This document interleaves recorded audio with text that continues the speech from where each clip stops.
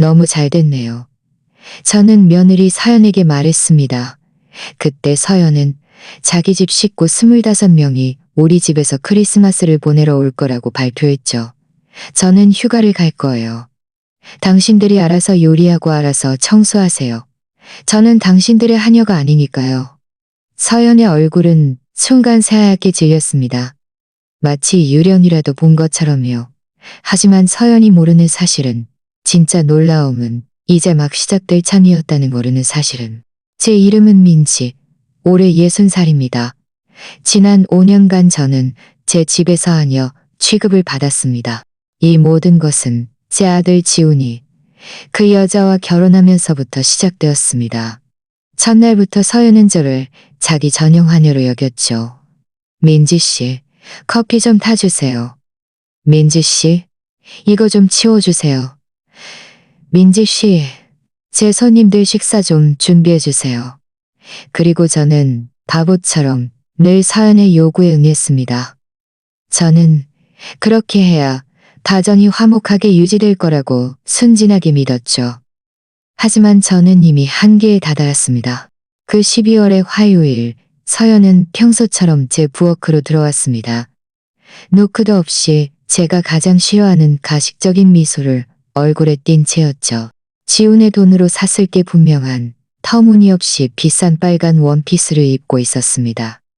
서연의 하이힐이 제 타일 바닥을 짓밟는 소리는 마치 제 인내심을 두드리는 망치 소리 같았습니다. 민지 씨, 서연은 거만하게 말했습니다. 좋은 소식이 있어요. 우리 가족 모두 여기로 크리스마스를 보내러 올 거예요. 겨우 25명 정도예요. 겨우 25명이라니.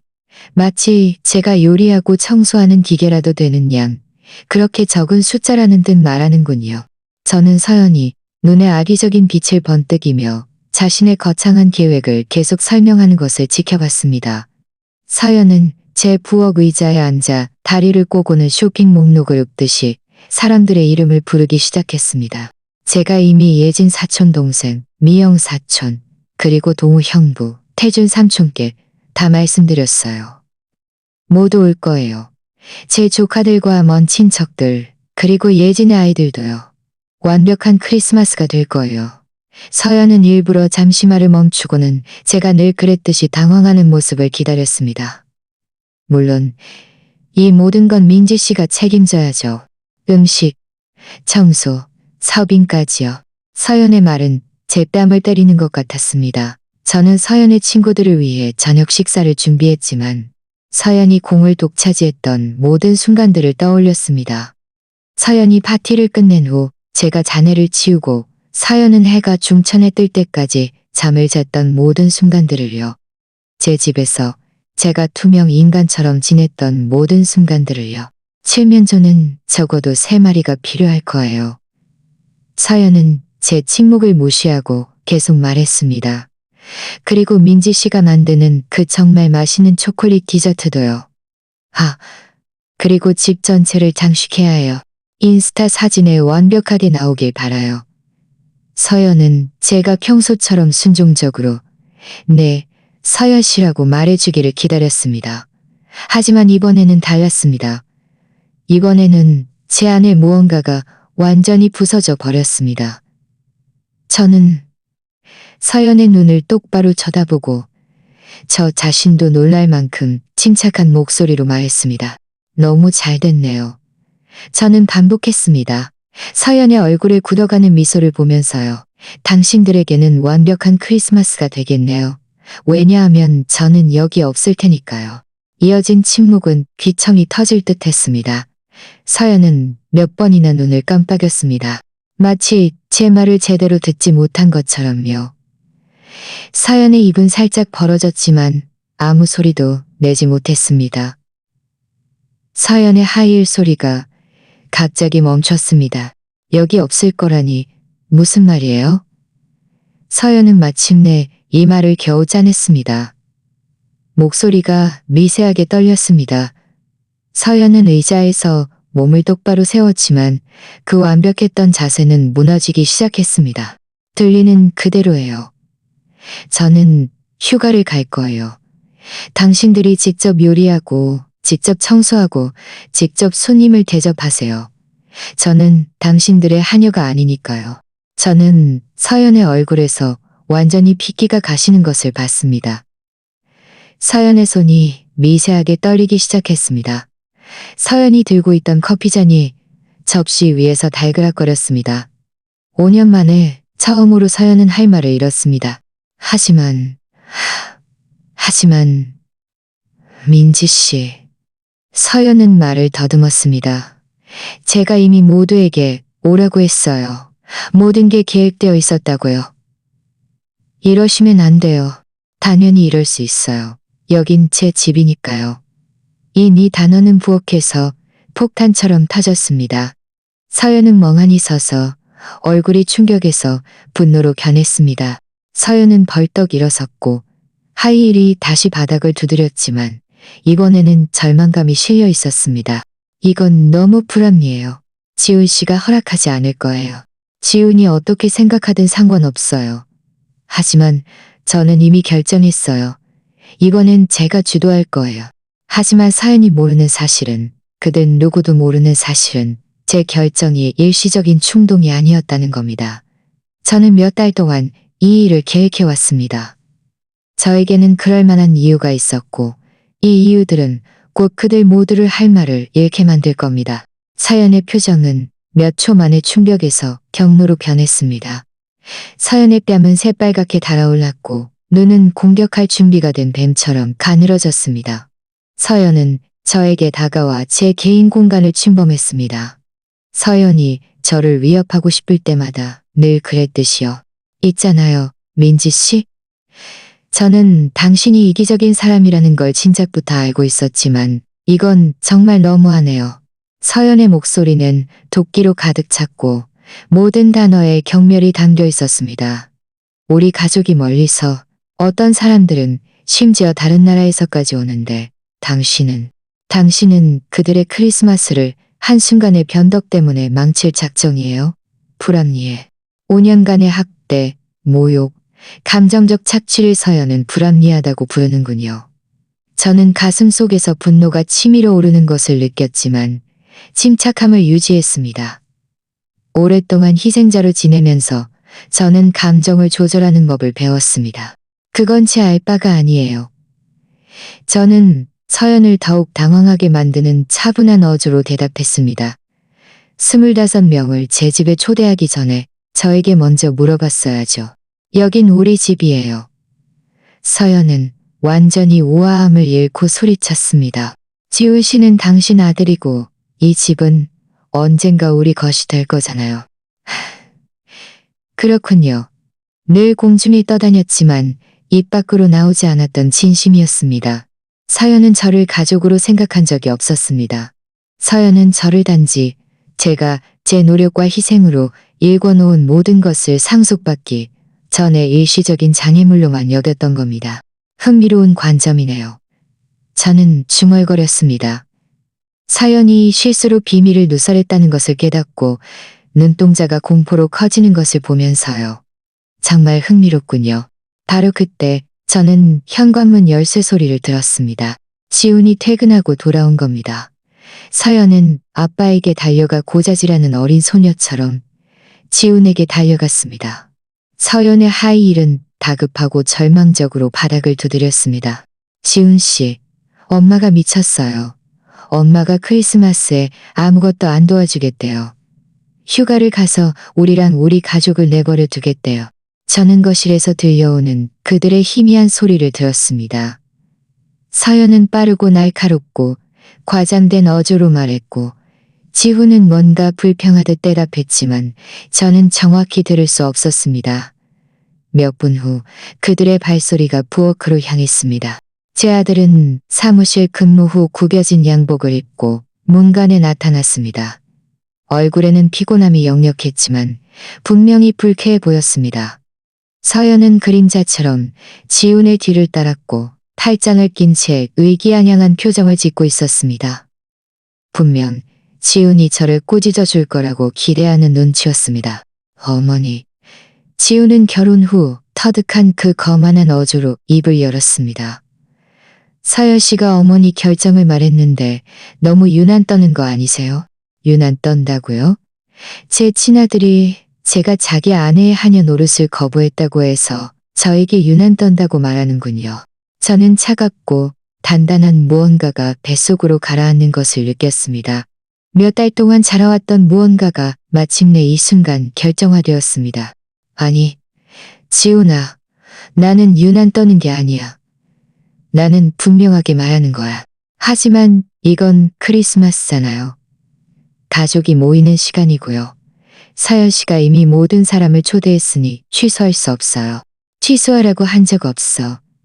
나는 여기에 없을 거라고 말한 거야. 서연은 한 발 앞서 저와 지훈 사이에 인간 방패처럼 끼어들었습니다. 보셨죠? 완전히 이성을 잃었어요. 제 친척들이 뭐라고 생각하겠어요? 제가 그들에게 뭐라고 말해야 하죠? 진실을 말하세요. 저는 침착하게 대답했습니다. 저에게 묻지도 않고 당신이 그들의 하녀가 될 거라고 멋대로 단정했고, 그래서 당신이 틀렸다고 말하세요. 지우는 깊은 한숨을 쉬며 좌절했을 때 늘 그랬듯이 머리를 극적했습니다. 어머니, 제발 이성적으로 생각하세요. 서연 씨 혼자 25명의 식사를 준비할 수 없다는 걸 아시잖아요. 그럼 왜 서연이가 안 해? 나는 지난 몇 년 동안 서연이 파티 음식을 다 준비해줬잖아. 이제 서연이가 배울 때야. 하지만 저는 직장에 다녀요. 서연이 항의했습니다. 휴가를 내고 요리할 수 없어요. 제 경력은 중요해요. 서연의 경력이라니. 지훈의 인맥 덕분에 겨우 명품 매장에서 찾은 파트타임 직업일 수도 있는 그 경력이요. 하지만 물론 서연의 경력이 제 시간, 제 경험, 제 존엄성보다 중요하겠죠. 그럼 출장 뷔페를 부르세요. 저는 달콤한 미소를 지으며 제안했습니다. 시내에 훌륭한 곳이 많잖아요. 출장 뷔페는 돈이 많이 들어요. 지훈이 소리쳤습니다. 어머니가 할 수 있는데. 지훈은 갑자기 말을 멈췄습니다. 자신이 무슨 말을 할 뻔했는지 깨달은 겁니다. 어머니가 늘 그랬듯이 무료로 해줄 수 있는데 라고 말할 뻔한 겁니다. 마치 그들이 제가 해야 할 일이라고 생각하는 하녀처럼요. 우리 사이의 침묵은 점점 깊어지는 균열처럼 퍼져나갔습니다. 서연과 지훈은 서로 눈빛을 교환했습니다. 저는 그들의 머릿속에서 저를 조종하고 굴복시킬 다른 방법을 필사적으로 찾고 있다는 것을 알 수 있었습니다. 어머니, 지훈이 마침내 더 부드러운 어조로 입을 열었습니다. 요즘 어머니가 좀 예민하다는 걸 알아요. 혹시 호르몬 변화를 겪고 계신가요? 호르몬 변화라고요? 정말 진심으로 말하는 건가요? 저를 히스테리 부리는 갱년기 여성으로 치부하는 겁니까? 제가 억눌렀던 분노가 표면 아래에서 끓어오르기 시작했지만 저는 목소리를 침착하게 유지하려고 했었습니다. 이건 호르몬 변화와는 아무 상관없어, 지훈아. 이건 한 가지와 관련이 있어. 바로 존중이야. 지난 5년 동안 너와 네 아내는 나에게 어떤 존중도 보여주지 않았어. 그렇지 않아요. 서연이 항의했습니다. 우리는 항상 당신에게 잘해줬어요. 당신은 이 가족의 일원이에요. 그래, 당신들이 즐거울 때 뒤치다꺼리하고 청소하고 요리하는 일원이었지. 의견은 한 번도 물어본 적 없으면서 늘 복종하기를 기대했던 일원이었고, 지훈이 저에게 다가와 어깨에 손을 얹었습니다. 어렸을 때 무언가를 원할 때 늘 그랬듯이요. 하지만 지훈은 제가 키운 그 다정한 아이가 아니었습니다. 지훈은 지난 5년 동안 갈등이 생길 때마다 늘 어머니보다 아내를 선택했던 남자였습니다. 됐어요, 어머니. 화나신 건 알겠지만 고작 일주일이잖아요. 크리스마스가 지나면 모든 게 정상으로 돌아올 거예요. 정상으로 돌아온다고요? 그들의 정상은 그들이 저를 필요로 할 때까지 제가 투명 인간인 것이었습니다. 그들의 정상은 제 감정이 중요하지 않고 그저 그들의 삶이 편안하기만 하면 되는 것이었습니다. 그들의 정상은 제 집이 더 이상 저의 피난처가 아니라 그들의 개인 호텔이 되는 것이었습니다. 아니, 지훈아, 상황은 정상으로 돌아오지 않을 거야. 왜냐하면 나는 내일 떠날 거니까. 두 사람 모두 얼어붙었습니다. 서연이 가장 먼저 반응했습니다. 서연의 목소리는 한 옥타브 높아졌습니다. 내일? 내일? 내일이라고요? 내일. 저는 확인시켜 주었습니다. 그들의 눈에서 번뜩이기 시작하는 공포를 즐기면서요. 모든 준비를 마쳤어. 그들이 모르는 사실은 제가 정말로 모든 준비를 마쳤다는 겁니다. 하지만 그들이 상상하는 방식은 아니었습니다. 이건 말도 안 돼요. 서연이 소리쳤습니다. 서연의 눈은 새장 속 갇힌 동물처럼 커졌고 서연은 제 부엌을 이리저리 오갔습니다. 내일 떠날 수는 없어요. 그럴 리가 없잖아요. 우리 가족이 사흘 후에 도착해요. 그럼 당신이 저를 당연히 당신 가족의 하녀로 여기기 전에 그 점을 생각했어야죠. 저는 대답했습니다. 침착한 목소리를 유지하며 평온하게 커피잔을 씻으면서요. 서연의 드라마에 전혀 개의치 않는다는 등 모든 행동이 계산된 것이었습니다. 지우는 거기 서서 초조하게 발을 번갈아 디뎠습니다. 분명히 히스테리 부리는 아내와 저를 가르치려는 저 사이에서 갈피를 잡지 못하는 눈치였습니다. 지훈의 시선은 마치 매우 긴장된 테니스 경기를 보는 것처럼 우리 둘 사이를 오갔습니다. 어머니, 제발요. 지훈이 마침내 중얼거렸습니다. 적어도 어디로 가시는지, 언제 돌아오시는지는 말씀해 주세요. 마이애미에 있는 내 여동생을 보러 갈 거야. 저는 아무렇지도 않게 거짓말했습니다. 설 지나고 돌아올 거야. 이 거짓말은 너무나 자연스러워서 저 자신도 놀랐습니다. 하지만 이건 필석이었습니다. 그들은 제 진짜 계획을 알면 안 되었습니다. 적어도 아직은요. 설 지나고라니요. 서연은 숨이 넘어갈 듯 했습니다. 하지만 그럼 우리는 어떻게 해요? 제가 이미 모두에게 오라고 했어요. 태준 삼촌은 멀리 콜롬비아에서 비행기 표를 사셨고요. 예지는 자기 계획을 취소했고 미영은 직장이 휴가를 냈어요.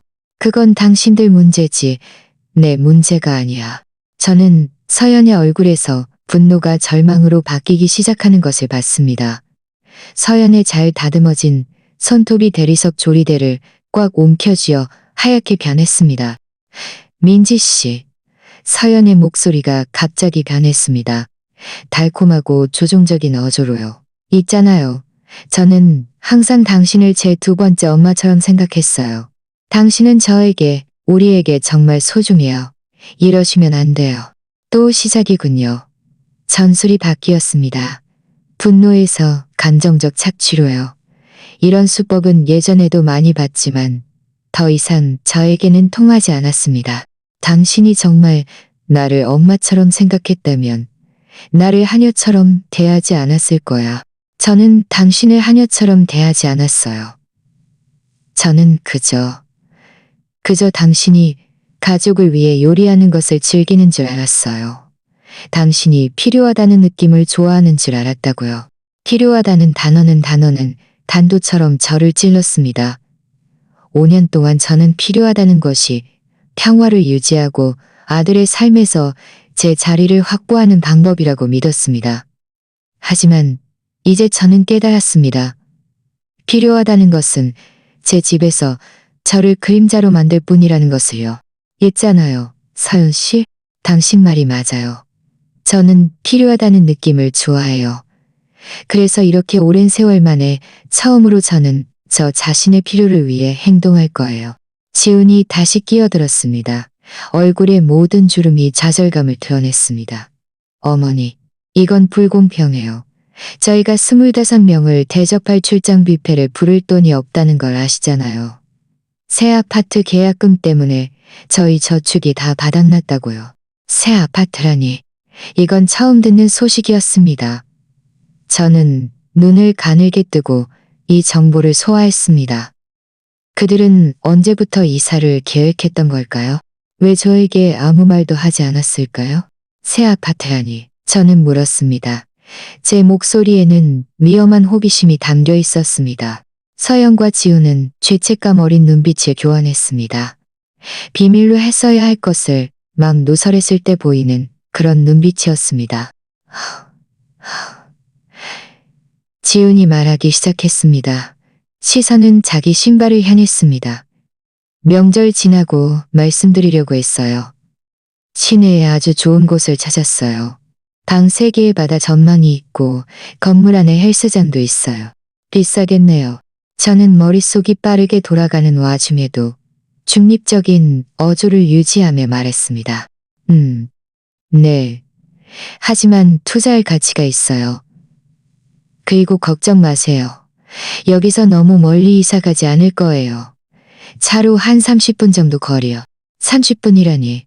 제 집을 그들의 개인 레스토랑으로 계속 사용할 만큼 가깝고 동시에 그들만의 프라이버시를 가질 만큼 멀다는 거군요.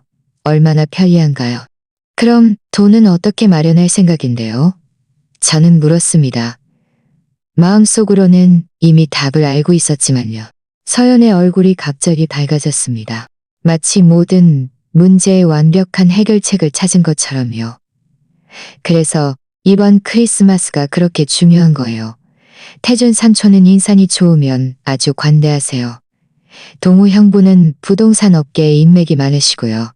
모든 게 잘 풀리면 지훈 씨의 사업 확장을 도와주실 수 있어요. 그렇군요. 이것이 바로 크리스마스 만찬 뒤에 숨겨진 진짜 이유였습니다. 가족 상봉이나 전통 때문이 아니라 돈 때문이었습니다. 부유한 친척들에게 좋은 인상을 줘서 재정적 이득을 얻기 위함이었죠. 그리고 저는 그들의 조종 계획에서 핵심적인 말이었습니다. 알겠어요. 저는 중얼거렸습니다. 침묵이 흐르도록 내버려두면서요. 그들 둘 다 제 대답을 기다리고 있었습니다. 그러니까 당신들은 부유한 친척들에게 깊은 인상을 주기 위해 완벽한 크리스마스가 필요하다는 거군요. 맞아요. 서연이 소리쳤습니다. 마침 내 상황의 중요성을 이해한 제가 안도한 것처럼요. 그럴 줄 알았어요. 역시 민지 씨는 똑똑하시네요. 늘 무엇이 옳은지 아시고요. 무엇이 옳은지? 5년 동안 옳은 일은 그들의 삶을 더 편하게 만들기 위해 제 편안함, 제 시간, 제 존엄성을 희생하는 것이었습니다. 하지만 이제 저는 무엇이 옳은지에 대해 완전히 다른 생각을 가지고 있었습니다. 당신 말이 맞아요, 서연 씨. 저는 무엇이 옳은지 정확히 알아요. 그래서 저는 여전히 내일 떠날 거예요. 서연의 얼굴에서 희망이 물거품처럼 사라졌습니다. 서연은 공황 상태에 빠진 듯 숨을 가쁘게 쉬기 시작했습니다. 이러시면 안 돼요. 당신이 심술을 부려서 우리 미래를 망칠 수는 없어요. 이건 심술이 아니야. 이건 심사숙고한 결정이야. 하지만 제 가족이 도착하는데 아무도 그들을 맞이할 사람이 없잖아요. 그들이 뭐라고 생각하겠어요. 음식이 준비되어 있지 않은 것을 보면 뭐라고 생각하겠냐고요.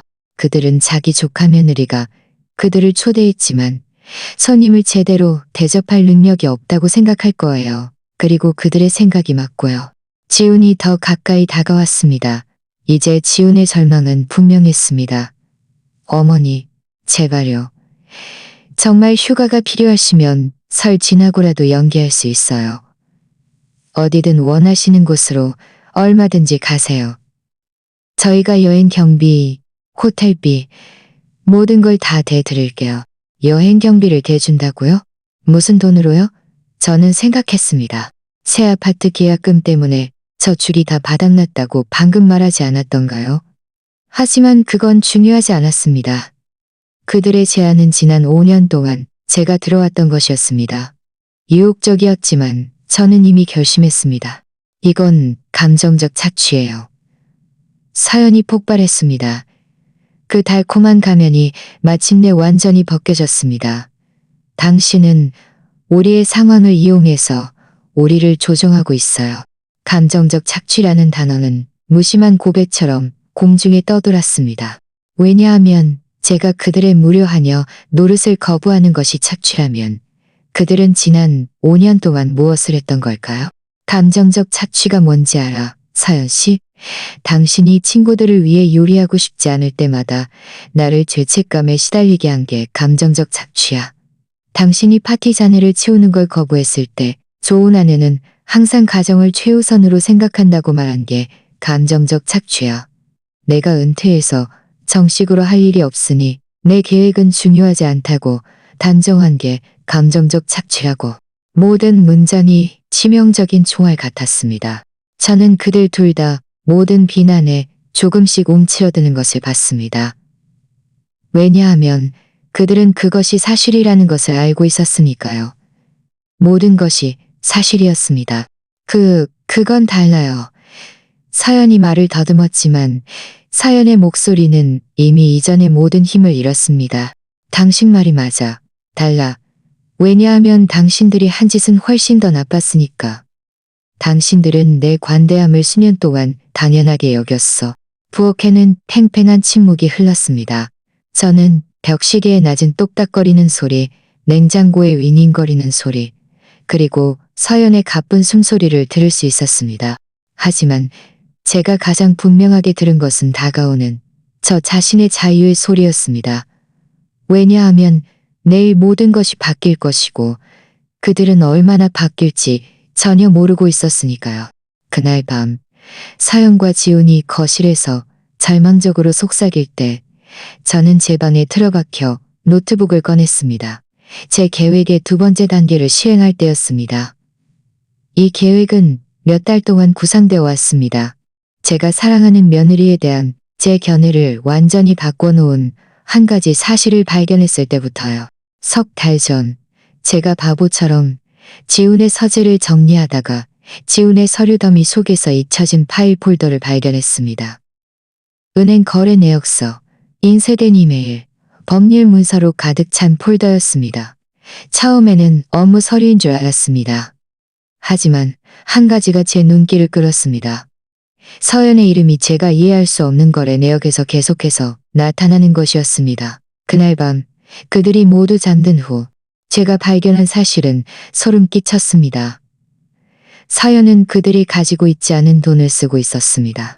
지훈의 이름으로 된 신용카드로 거액을 쓰고 있었는데 지훈은 전혀 모르고 있었습니다. 이 집을 담보로 한 개인 대출도 있었습니다. 명품 매장에서의 서연의 광적인 쇼핑은 총 5천만 원이 넘는 빚을 만들어냈습니다. 하지만 그게 다가 아니었습니다. 저는 서연이 지훈이 자신의 지출을 눈치채지 못하게 하는 방법, 지훈이 모르는 사이에 계속 쇼핑하는 방법에 대해 친구들과 논의하는 이메일도 발견했습니다. 그리고 가장 끔찍한 것은 일련의 메시지였습니다. 서연은 지훈을 설득해 집을 팔아서 그들의 공동 미래에 투자할 계획이었습니다. 제 집이요. 제가 30년 동안 살았던 집이요. 제 노력과 저축, 희생으로 얻은 집이요. 서연은 지훈이 그 집을 팔아서 자신의 광적인 쇼핑 빚을 갚게 하려 했던 겁니다. 그날 밤, 저는 밤새 잠을 이루지 못했습니다. 눈을 뜨고 날이 밝을 때까지 배신, 조종, 기만을 곱씹었습니다. 하지만 충격과 함께 또 다른 감정이 찾아왔습니다. 차분하고 단호한 결심이었습니다. 저는 저 자신을 보호해야 했습니다. 다음 날, 저는 저만의 비밀 조사를 시작했습니다. 몇 년 전 제 변호사가 추천해준 사립탐정을 고용했습니다. 그는 매우 신중했고 저는 그에게 서연의 모든 재정 활동을 추적해달라고 요청했습니다. 우리가 발견한 사실은 제가 상상했던 것보다 훨씬 더 나빴습니다. 서연은 광적으로 소비하는 것 외에도 직장을 속이고 있었습니다. 명품 매장에서의 그 중요한 경력은 최저임금도 겨우 버는 파트타임 직업에 불과했습니다. 하지만 서연은 지훈에게 자신의 수입이 그 3배라고 계속 말했습니다. 서연의 추가 수입은 어디서 나온 걸까요? 물론 그 비밀 신용카드들이었습니다. 그리고 더 충격적인 소식이 있었습니다. 서연은 친척들에게 우리가 실제보다 훨씬 더 부유하다고 계속 말했습니다. 지훈의 사업이 번창하고 있다고 말했고 제가 상당한 재산을 가지고 있다고 말했으며 우리 집 가치가 실제의 2배라고 말했습니다. 성공적이고 행복한 결혼 생활의 이미지를 유지하기 위한 모든 거짓말이었습니다. 이제 제 방의 고요한 어둠 속에서 노트북 화면을 보면서 저는 몇 달 만에 처음으로 웃었습니다. 왜냐하면 저는 그들이 상상조차 할 수 없는 조치를 취했기 때문입니다. 첫째, 저는 제 모든 저축을 새로운 은행 계좌로 옮겼습니다. 지훈이 전혀 모르고 영원히 접근할 수 없는 계좌였습니다. 다음으로 저는 변호사와 상의하여 집 소유권을 보호하는 방법을 알아봤습니다.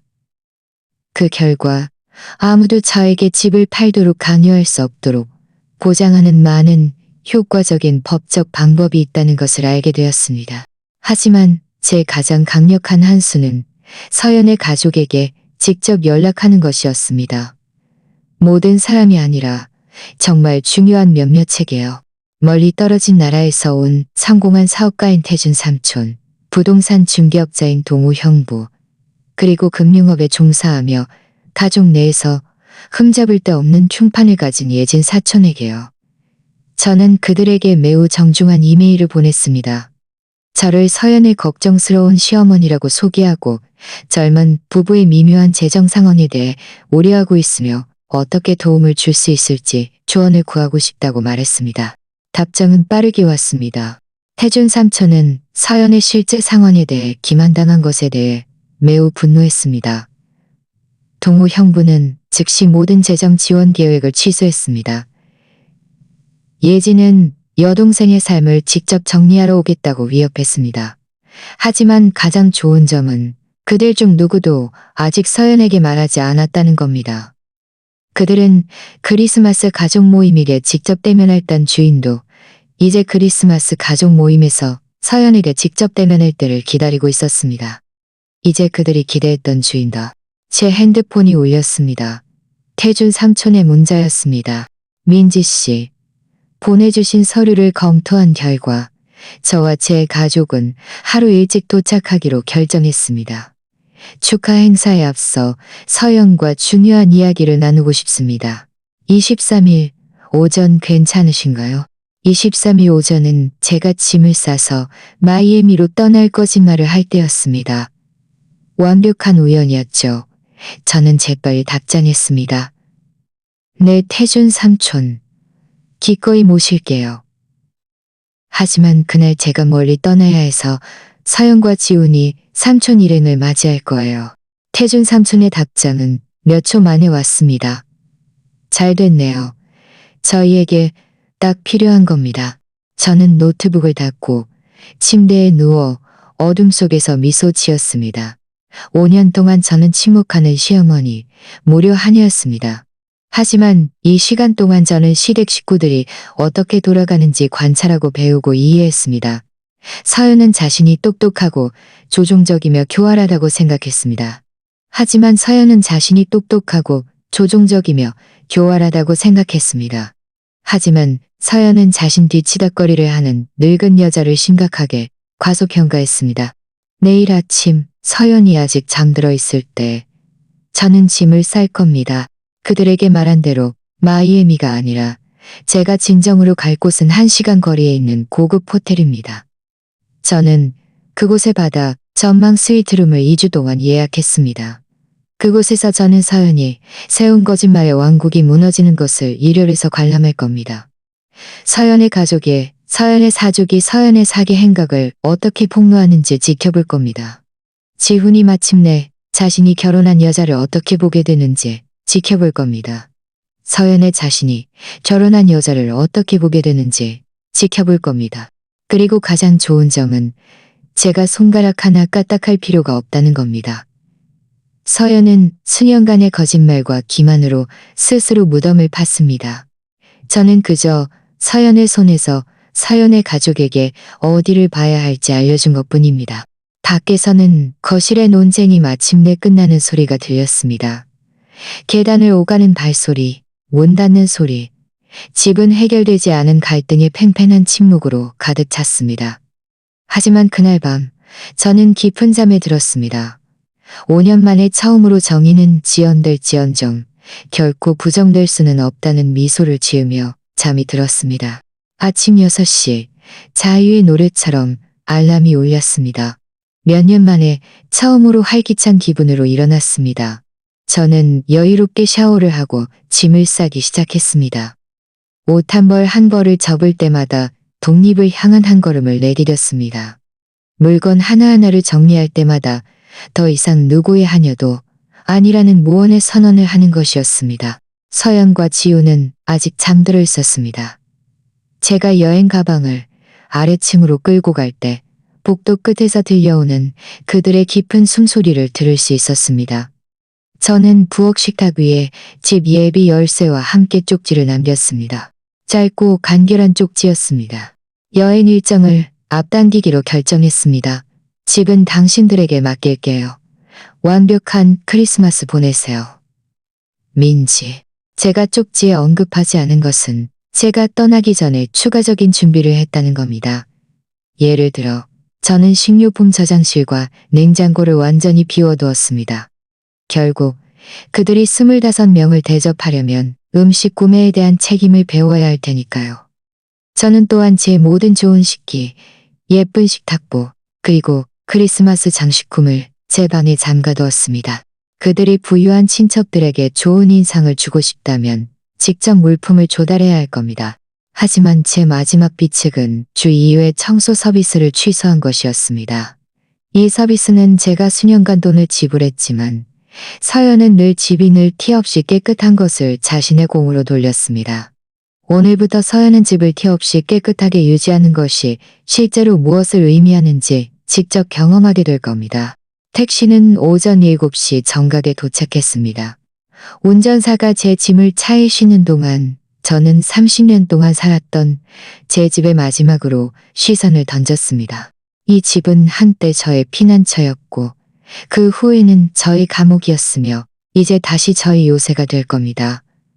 왜냐하면 제가 잠시 떠나는 것이지만 여전히 제 집이고 저는 이 집을 완전히 되찾을 완벽한 계획을 가지고 있었으니까요.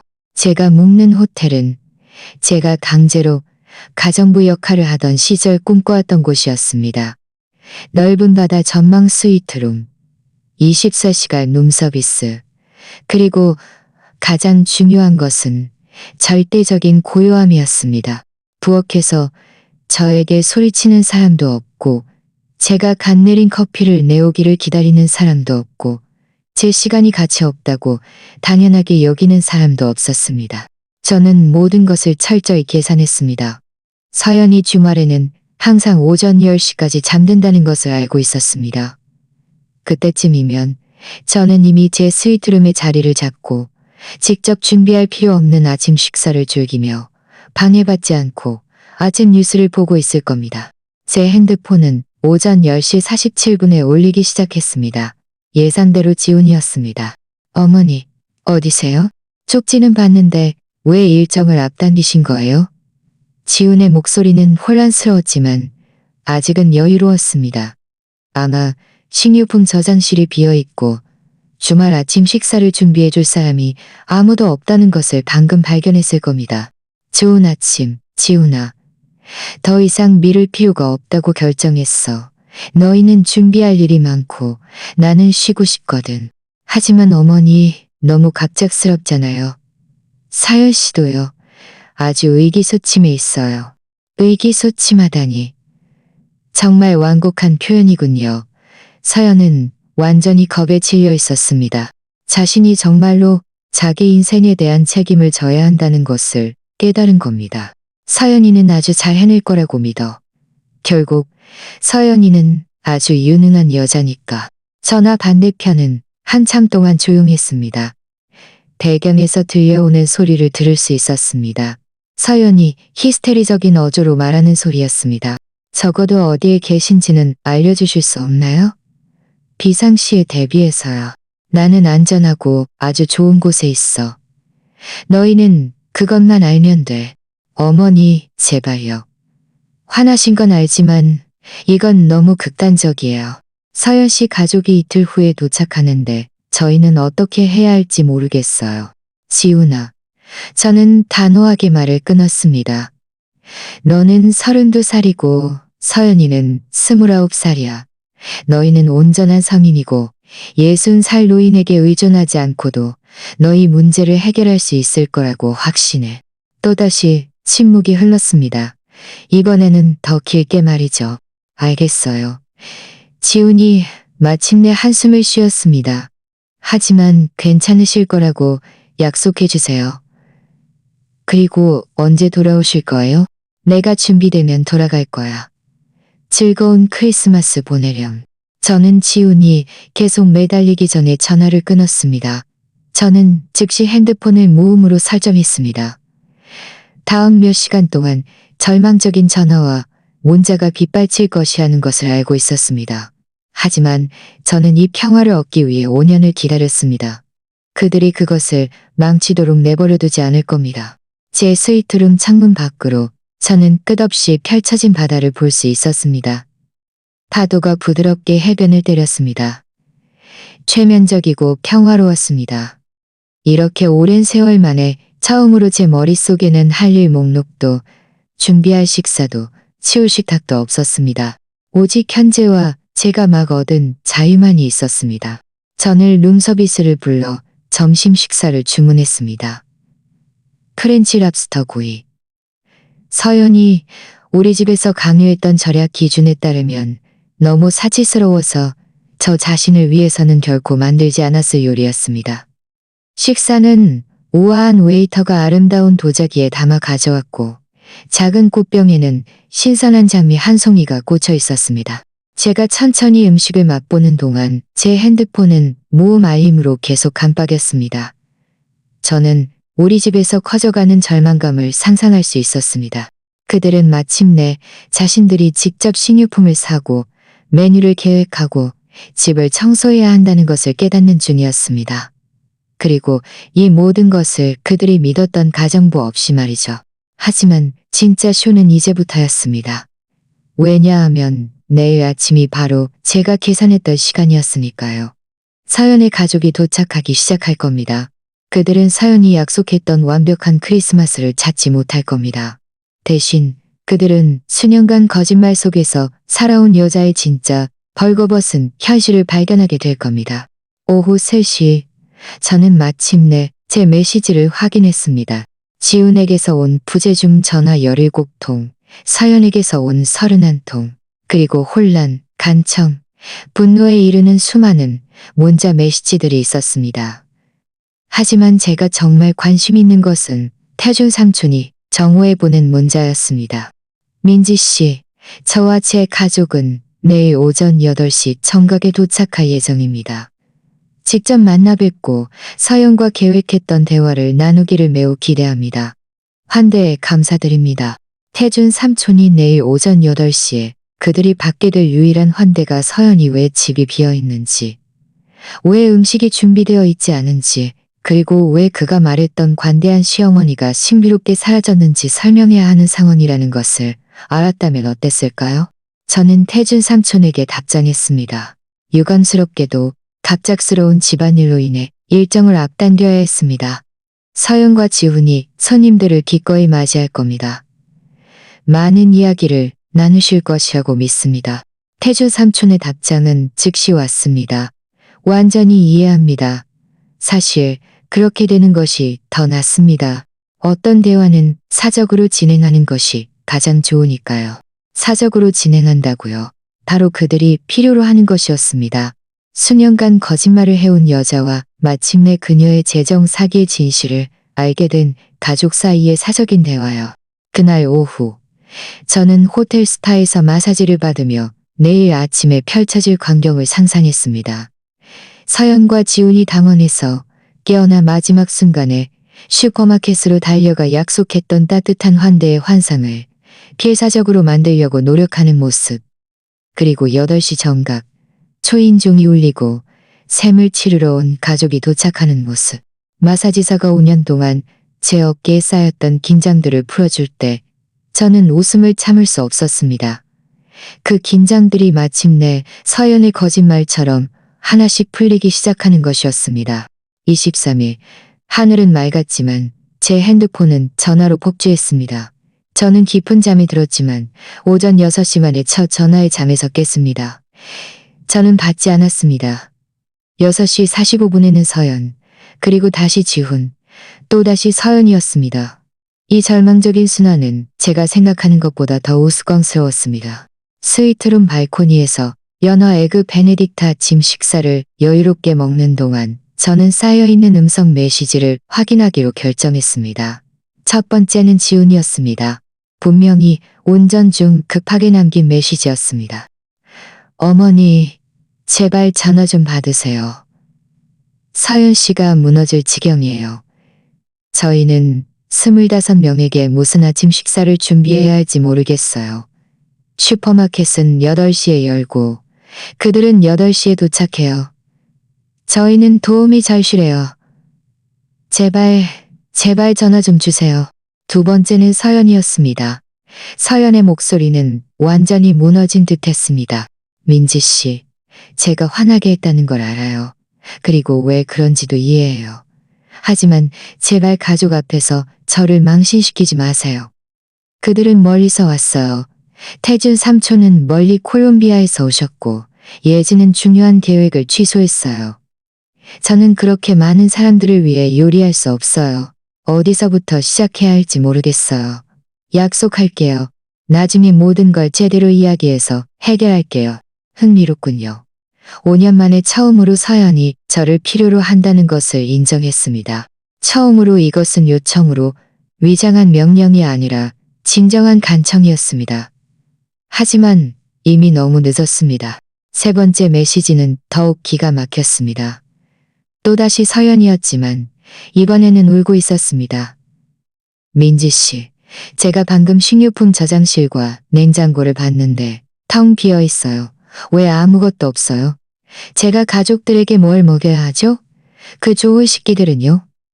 크리스마스 식탁보는요? 제발 적어도 물건들이 어디에 있는지 알려주세요. 제발요.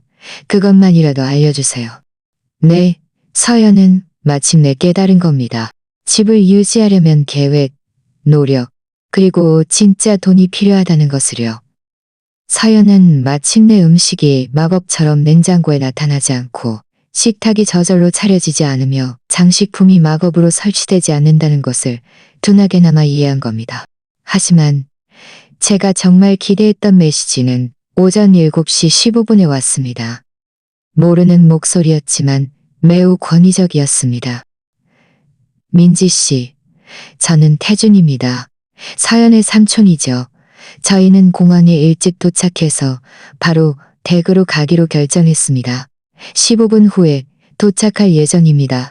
만나 뵙고 저희가 계획했던 대화를 나누기를 매우 기대합니다. 완벽했습니다. 그들은 서연과 지훈이 가장 공황 상태에 빠져 있을 때 도착할 겁니다. 집은 비어 있고 음식도 없고 준비도 되어 있지 않으며 늘 모든 문제를 해결해 주던 마법 같은 시어머니도 없습니다. 8시 20분 제 핸드폰이 울렸습니다. 이번에는 받았습니다. 어머니, 지훈의 목소리는 떨렸고 신경쇠약 직전이었습니다. 말씀하실 수 있으세요?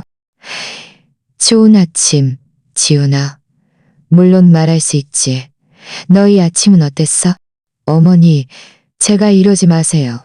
서연 씨 가족이 방금 도착했어요. 저희는 그들을 대접할 아무것도 없어요. 정말 아무것도요. 서연 씨는 욕실에서 울고 있어요. 제가 어떻게 해야 할지 모르겠어요. 상황을 설명하지 않았어? 제가 어떻게 설명해요?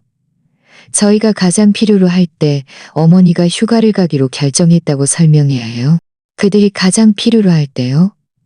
제가 존중이나 이해, 혹은 감사하다는 말 한마디가 필요할 때는 아니었습니다. 그저 그들이 저를 필요로 할 때였습니다. 진실을 말해, 지훈아. 지난 5년 동안 너희가 나를 무료 가정부처럼 당연하게 여겼고 나는 마침내 휴가를 받을 자격이 있다고 결정했다고 말해. 어머니, 그들은 한국말을 잘 못해요.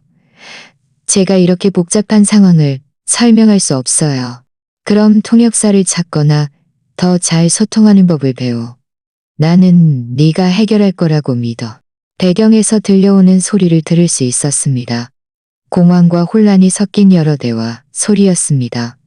누군가 권위 있는 어조로 스페인어를 말하고 있었습니다. 아마 태준 삼촌이 주요 주인이 어디에 있는지 묻는 것이겠죠. 적어도 평소에 어디서 식료품을 사는지 알려주실 수 없나요? 특별한 행사에는 뭘 준비하시고요? 저희를 도울 수 있는 건 뭐든지요. 지훈아, 나는 평소에 어디서 사는 게 아니야. 몇 주 전부터 계획하고 레시피를 연구하고 자세한 목록을 작성하고 가격을 비교하고 며칠 동안 준비하는 거야. 이건 마법이 아니라 일이야. 아주 힘든 일이라고. 전화 반대편의 침묵은 지훈이 수년간 무시했던 상황이 얼마나 심각한지 마침내 이해하기 시작했다는 것을 알려주었습니다. 어머니. 지훈은 더 작은 목소리로 말을 이어갔습니다. 저희가 부주의했다는 걸 알지만 지금은 실질적인 해결책이 필요해요. 거실에 있는 25명의 공항에 막 도착한 사람들을 어떻게 해야 하죠? 배달 음식을 시키거나 식단에 전화하거나 손님을 맞이할 때 책임감 있는 성인들이 하는 모든 일을 해. 하지만 지금은 크리스마스예요. 모든 곳이 문을 닫았거나 너무 바빠요.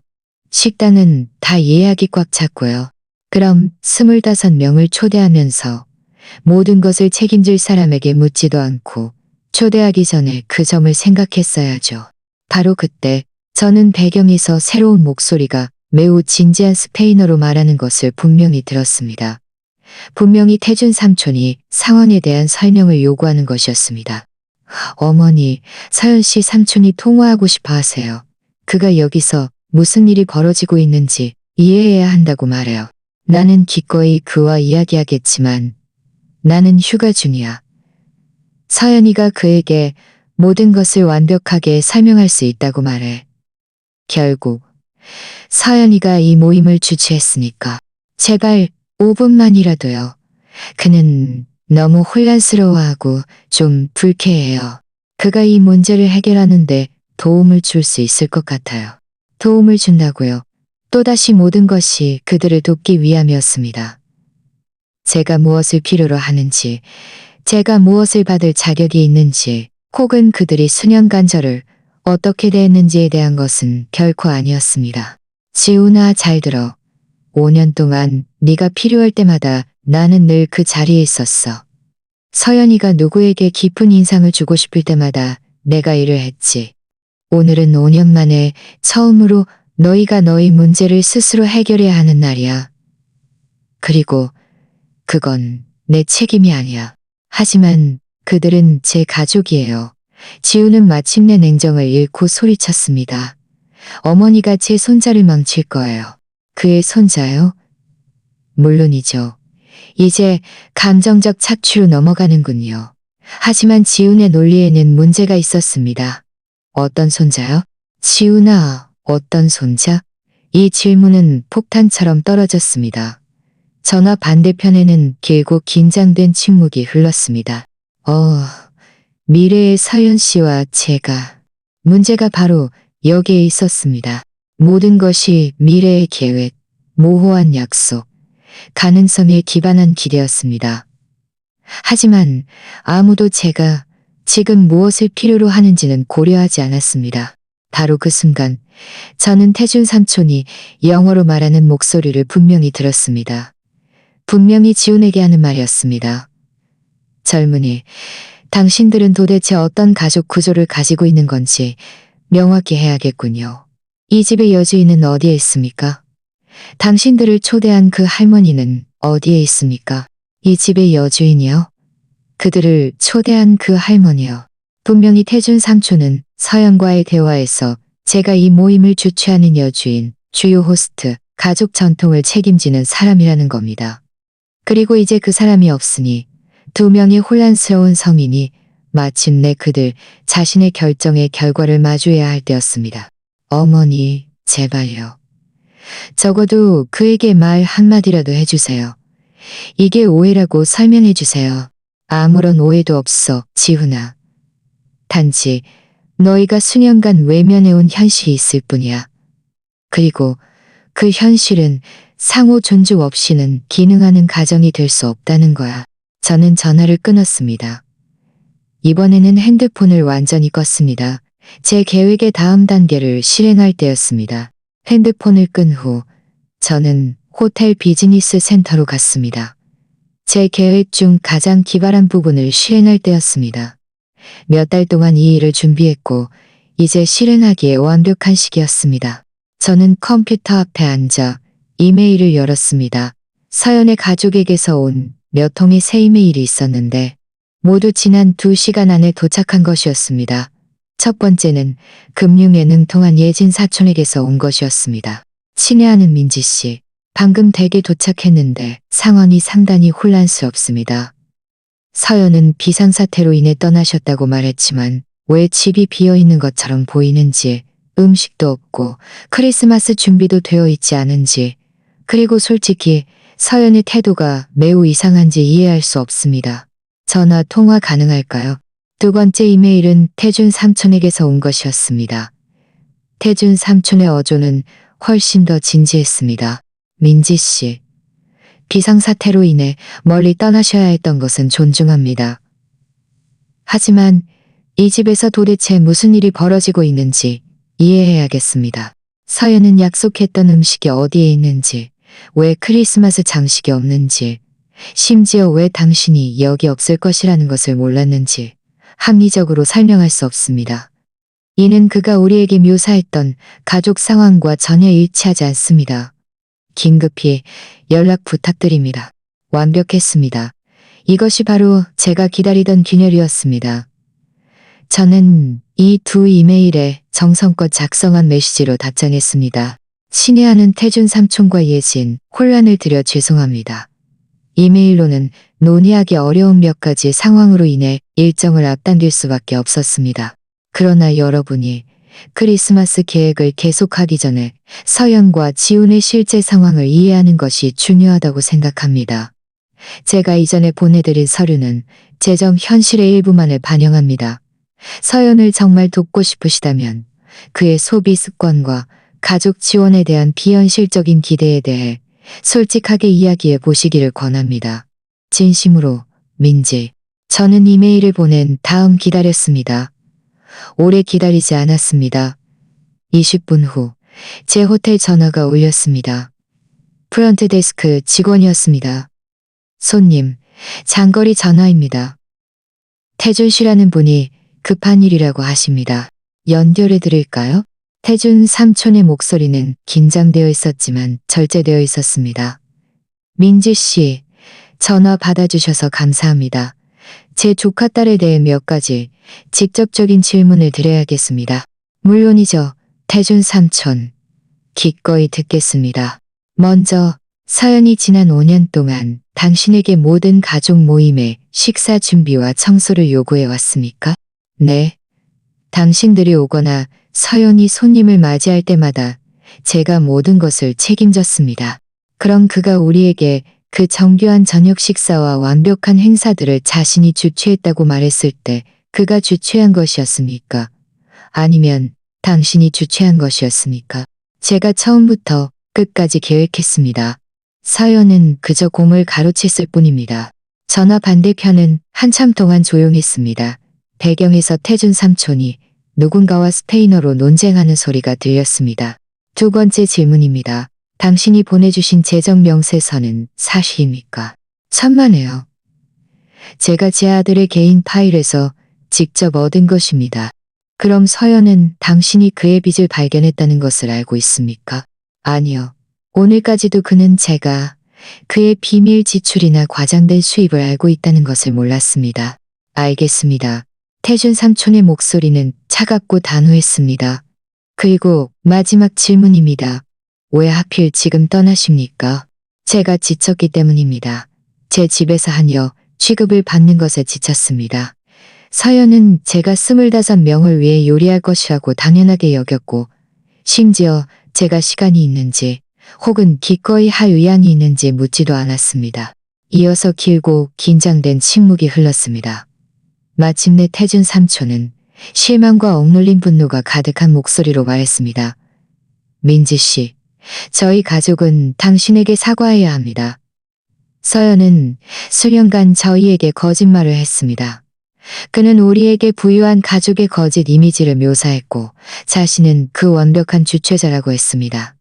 그는 지훈의 사업, 확장을 위해 재정적 지원을 요청했지만 아마도 그렇겠죠.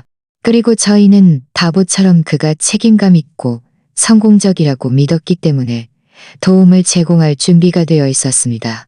하지만 실제로는 당신이 모든 것을 운영하고 있었고 그는 그 공을 가로채고 있었군요. 저는 당신들이 진실을 알기를 기대하지 않았습니다. 하지만 이제 우리는 알게 되었습니다. 제 가족은 이런 기만을 용납할 수 없다는 것을 말씀드리겠습니다. 서연은 매우 심각한 해명을 해야 할 겁니다. 저는 우리 집에서 벌어지고 있는 광경을 상상할 수 있었습니다.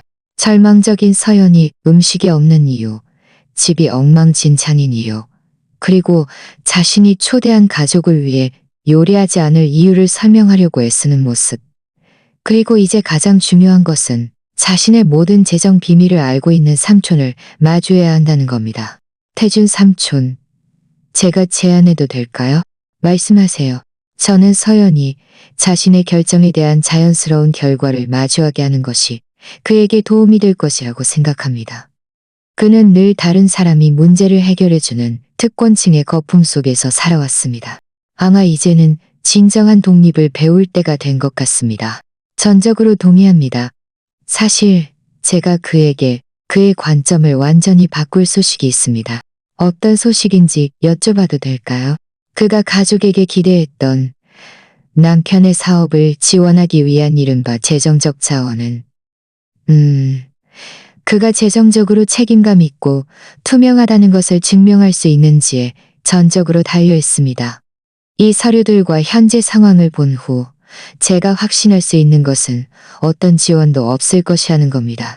제 미소는 더욱 깊어졌습니다. 알겠습니다. 이뿐만이 아닙니다.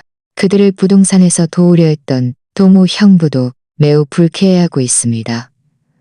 분명히 서연은 투자 목적으로 몇몇 부동산을 평가해 달라고 요청했는데 여기에는 현재 당신들이 살고 있는 이 집도 포함되어 있었습니다. 이 사실을 알고 계셨습니까? 이것은 몰랐습니다. 서연이 동우 형부에게 제 집을 팔 준비를 위해 평가해 달라고 요청할 정도로 과장했다는 것은 몰랐습니다. 이 배신은 제가 생각했던 것보다 훨씬 더 깊었습니다. 아니요, 몰랐습니다. 동우 형부는 매우 화가 나 있습니다. 그는 서연의 허위 재정 상태를 기반으로 부동산을 평가하는데 시간과 자원을 투자했습니다. 그는 자신이 완전히 기만당했다고 느낍니다. 모두가 그렇게 느끼실 거라고 생각합니다. 맞습니다. 그리고 이것이 제 요점입니다. 저희 가족은 이 완벽한 크리스마스가 가족 개입으로 바뀔 것이라고 결정했습니다. 서연은 모든 거짓말, 모든 사기, 모든 조종에 대해 해명해야 할 겁니다. 가족 개입이라니 이것은 제가 계획했던 것보다 훨씬 더 심각했습니다. 서연은 음식도 준비도 없는 물류 제한에 직면해야 할 뿐만 아니라 온 가족 앞에서 수년간의 기만에 대해 책임져야 할 겁니다. 그럼 다른 친척들은요? 그들도 상황을 알고 있습니까? 예지는 당신이 보내주신 모든 재정 서류를 대조하고 있습니다. 미영은 다른 가족들에게 진실을 알리기 위해 전화하고 있습니다. 저녁 식사 시간쯤이면 온 가족이 서연의 진실을 알게 될 겁니다. 서연은 그 사실을 알고 있습니까? 아직은 모릅니다. 하지만 곧 알게 될 겁니다. 전화 배경에서 소리가 커지는 것을 들을 수 있었습니다. 분명히 우리 집 상황이 고조되고 있는 중이었습니다. 민지 씨, 이제 이 상황을 마주하러 돌아가야겠습니다. 하지만 저희 가족은 당신을 매우 존경한다는 것을 알려드리고 싶습니다. 이 모든 것을 오랫동안 견디셨고 더 이상 참을 수 없을 때 존엄하게 떠나셨다는 것을요. 고맙습니다. 태준 삼촌. 그 말은 저에게 큰 의미가 있습니다. 그리고 한 가지 더 있습니다. 당신이 돌아올 준비가 되시면 저희는 당신을 공식적으로 만나 뵙고 싶습니다. 서연이 가장했던 하녀가 아니라 진정한 민지 씨를요. 영광으로 알겠습니다. 저는 전화를 끊고 의자에 기대어 깊고 따뜻한 만족감을 느꼈습니다. 제 집에서는 서연의 거짓말 세계가 제가 계획했던 대로 산산조각 나고 있었습니다. 하지만 진짜 쇼는 이제부터였습니다.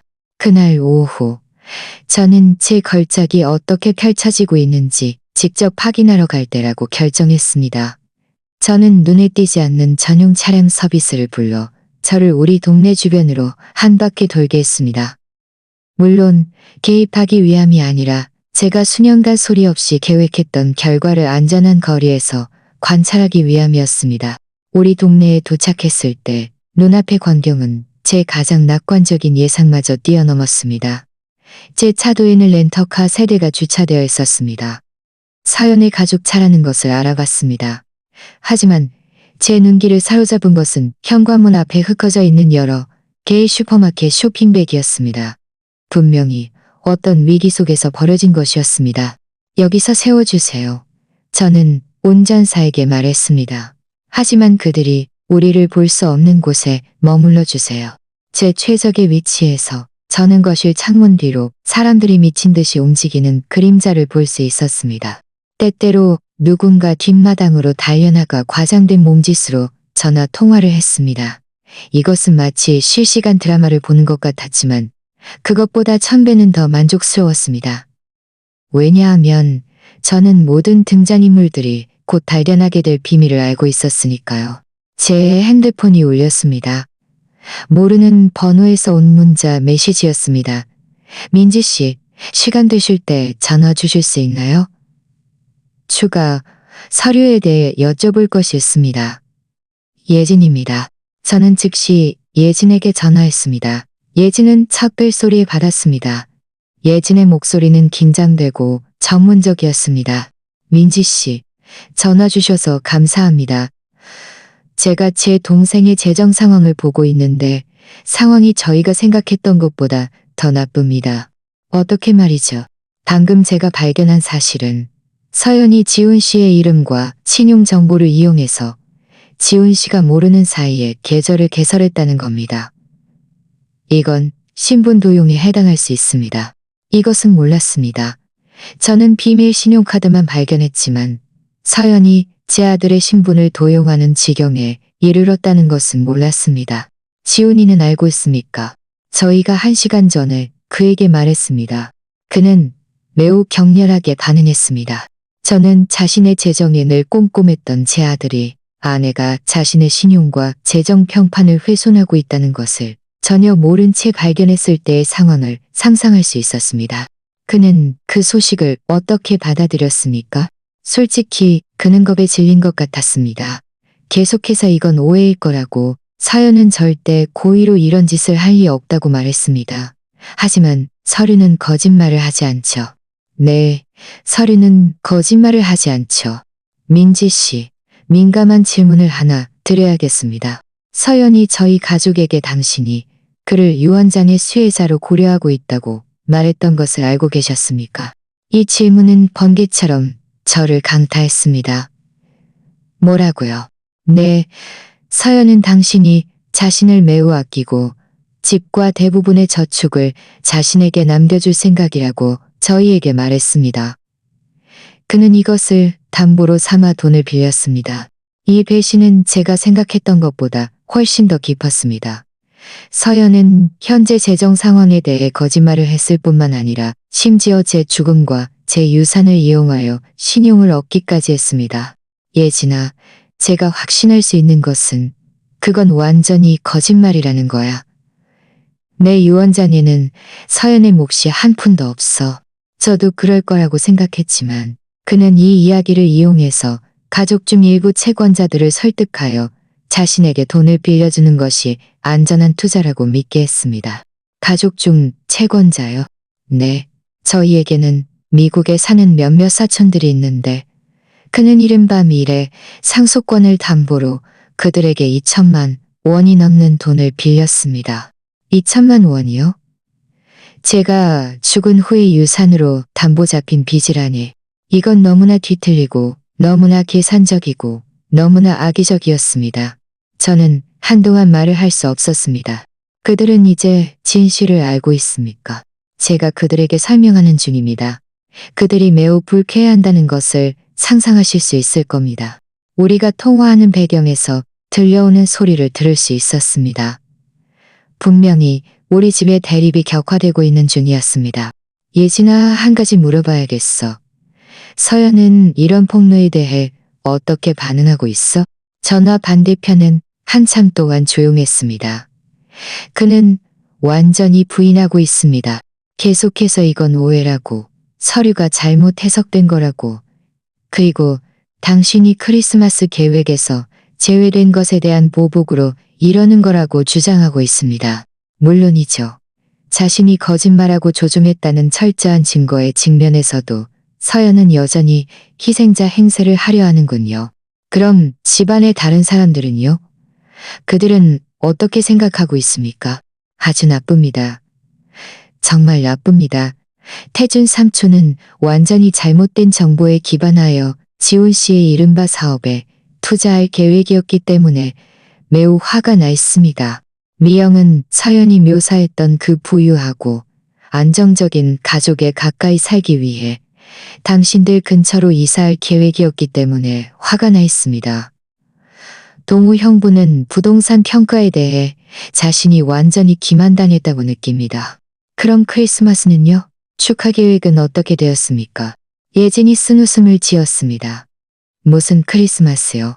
서연은 2호인분 피자를 시켰습니다. 아무것도 요리할 줄 모르니까요. 저희는 지훈 씨의 접시 위에 피자를 먹고 있습니다. 그리고 저희는 축하하는 것이 아니라 저희 인생에서 가장 격렬한 가족 대립을 겪고 있습니다. 2호인분 피자라니. 부유한 친척들에게 깊은 인상을 주려 했던 성대한 크리스마스 축제에서 말이죠. 정말 아이러니하군요. 가장 비극적인 게 뭔지 아세요? 예진이 말을 이어갔습니다. 서연은 여전히 당신이 언제 돌아올지 묻고 있습니다. 여전히 당신을 조종해서 돌아와 이 엉망진창을 수습할 수 있다고 생각하고 있어요. 그럼 너희는 서연이에게 뭐라고 말했어? 진실을 말했습니다. 5년 동안의 감정적 학대와 조종 끝에 마침내 당신이 용기를 내어 선을 긋고 저희 가족은 당신의 결정을 존중한다고 말했습니다. 저는 가슴속에서 따뜻한 기운이 솟아오르는 것을 느꼈습니다. 이렇게 오랜 세월 만에 처음으로 누군가가 저의 입장을 이해하고 인정해 주었습니다. 예진아, 한 가지 더 물어봐도 될까? 너희는 앞으로 어떻게 할 계획이야? 크리스마스까지 머물 거야? 어떤 사람들은 내일 떠날 겁니다. 이건 저희가 기대했던 가족 모임이 아닙니다. 솔직히 저희는 서연이 만든 이 난장판에 휘말리고 싶지 않습니다. 하지만 저희 중 몇몇은 아마 그가 자신의 행동의 결과를 이해하도록 할 겁니다. 어떤 결과 말이야? 먼저 모든 가족 대출은 즉시 취소될 겁니다. 그는 이미 받은 돈을 갚을 방법을 찾아야 할 겁니다. 지훈 씨 사업에 대한 재정적 지원도 분명히 없을 겁니다. 그리고 우리는 다른 가족들에게 그의 거짓말에 대해 알려서 미래에 더 이상 기만당하지 않도록 보호해야 할 겁니다. 이것은 정의였습니다. 서연은 거짓말과 조종의 거미줄 위에 자신의 삶을 건설했고 이제 그 거미줄이 놀라운 방식으로 무너지고 있었습니다. 그럼 지훈이는요? 그는 이 모든 것을 어떻게 소화하고 있습니까? 그게 가장 비극적인 부분입니다. 그는 서연의 거짓말에 대해 정말 아무것도 몰랐던 것 같습니다. 그는 매우 충격을 받았습니다. 계속해서 자신이 결혼한 여자가 다른 사람인 줄 알았다고 말했습니다. 제 불쌍한 아들. 이 모든 일에도 불구하고 저는 그의 혼란과 환멸에 가슴이 아팠습니다. 하지만 저는 또한 이것이 그가 자신의 결혼 생활의 현실을 볼 수 있는 유일한 방법이라는 것을 알고 있었습니다. 예진아, 한 가지 더 말해줘야 할 게 있어. 무슨 일이요? 내가 집에 돌아오면 곧 돌아갈 거야. 나는 큰 변화를 만들 거야. 서연은 더 이상 내 집에 마음대로 드나들 수 없을 거야. 새로운 규칙, 새로운 경계선, 그리고 무례한 행동에 대한 새로운 결과가 있을 거야. 저는 그것이 매우 합리적이라고 생각합니다. 이제 그가 현실 세계에서 사는 법을 배울 때가 된 것 같습니다. 저는 전화를 끊고 운전사에게 호텔로 돌아가라고 했습니다. 오늘은 충분히 봤습니다. 내일은 제가 승리하고 돌아오는 날이 될 겁니다. 12월 24일 크리스마스 이브 아침. 날씨는 춥지만 맑았습니다. 마치 우주 전체가 제가 승리하고 돌아오는 이날을 축복하기로 결정한 것처럼요. 저는 일찍 일어나 평온하게 짐을 꾸리고 몇 달 동안 계획했던 마지막 대결을 준비했습니다. 호텔을 떠나기 전에 마지막 전화를 했습니다. 이번에는 제 변호사 구경 씨에게였습니다. 구경 씨, 접니다. 민지. 우리가 논의했던 서류들은 모두 준비되었습니까? 모두 준비되었습니다. 민지 씨. 유언장 변경은 이미 공증되었고 부동산 계약서 수정도 등기되었습니다. 새로운 거주, 협약도 서명하실 준비가 되었습니다. 잘 됐네요.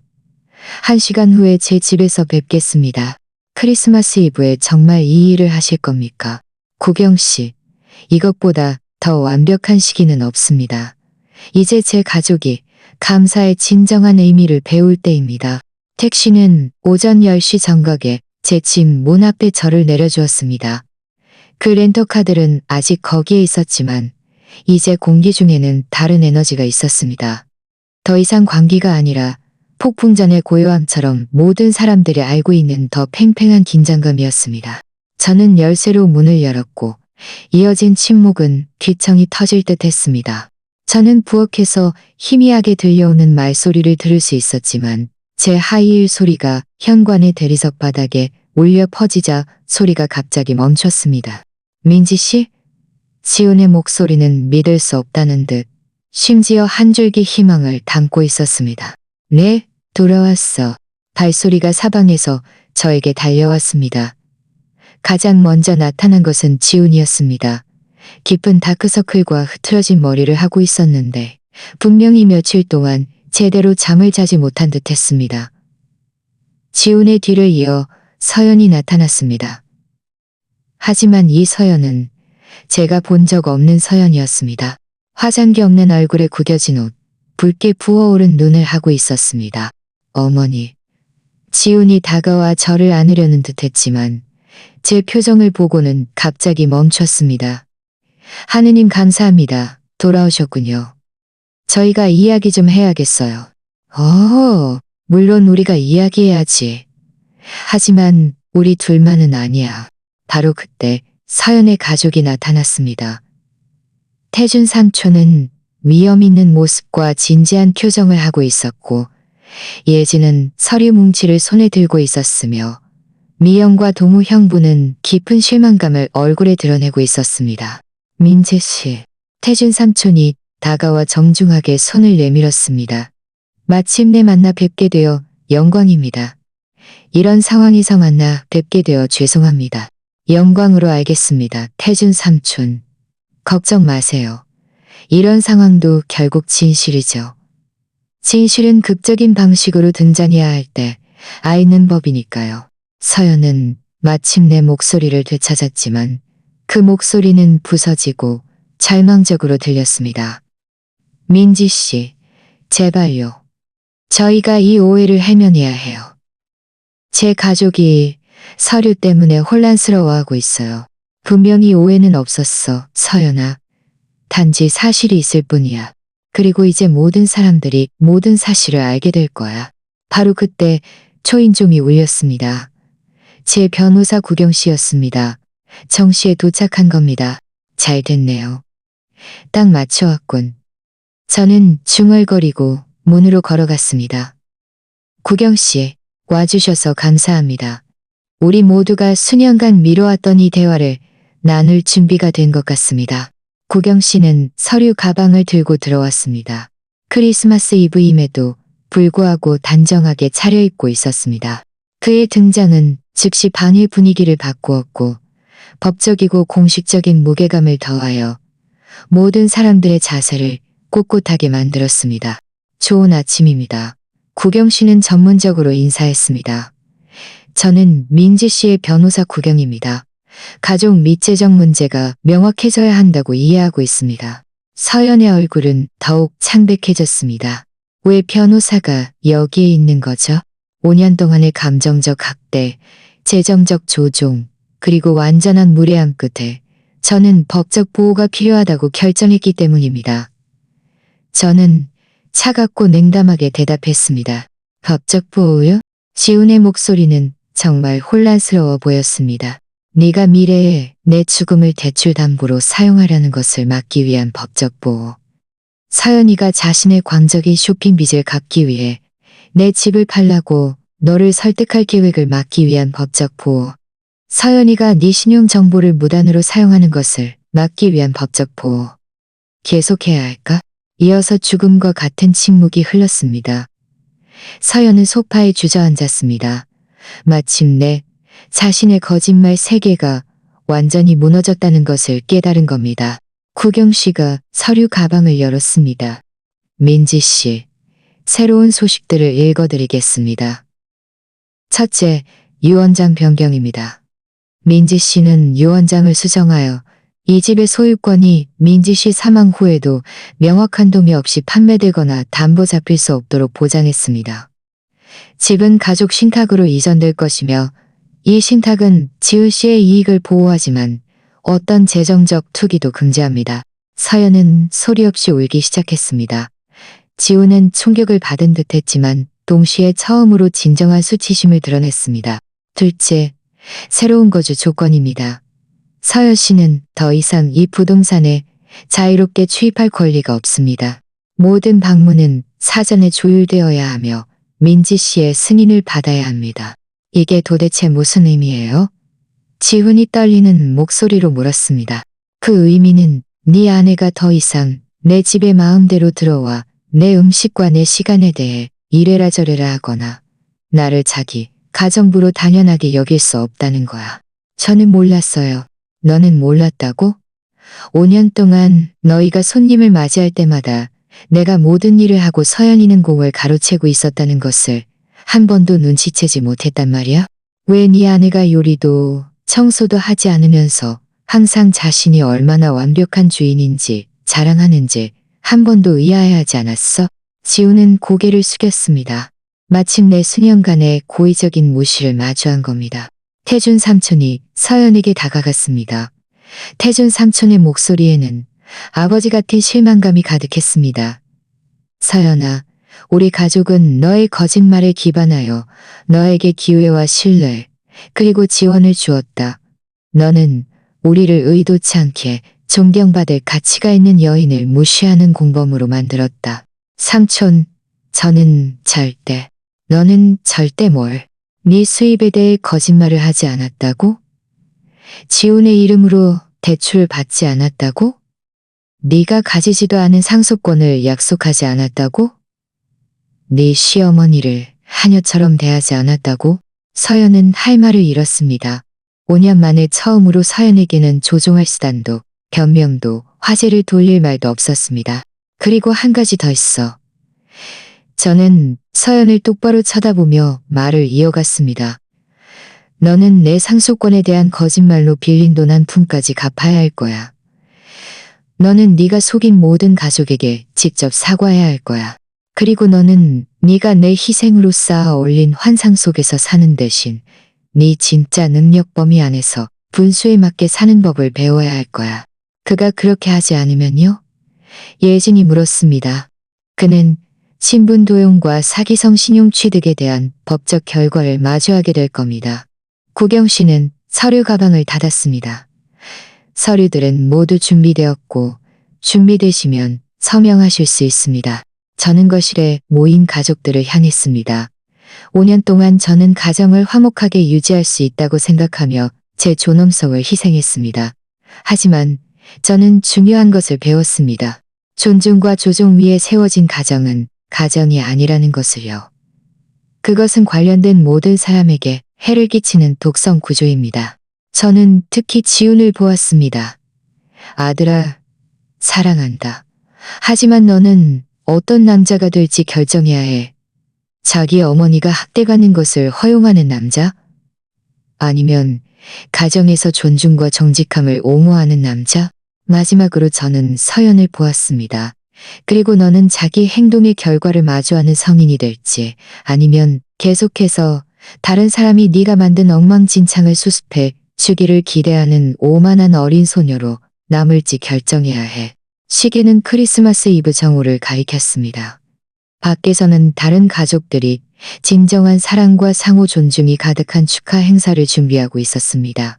저는 이제 몇 달 동안 숨겨왔던 미소를 드러냈습니다. 정직함, 존중, 그리고 진정한 감사에 기반한 크리스마스를 함께 보내고 싶은 사람들은 환영합니다. 환상과 조종 속에서 계속 살고 싶은 사람들은 떠나도 좋습니다. 5년 만에 처음으로 저는 제 집, 제 삶, 그리고 제 미래를 완전히 통제하고 있었습니다. 이렇게 달콤한 자유를 느껴본 적이 없었습니다.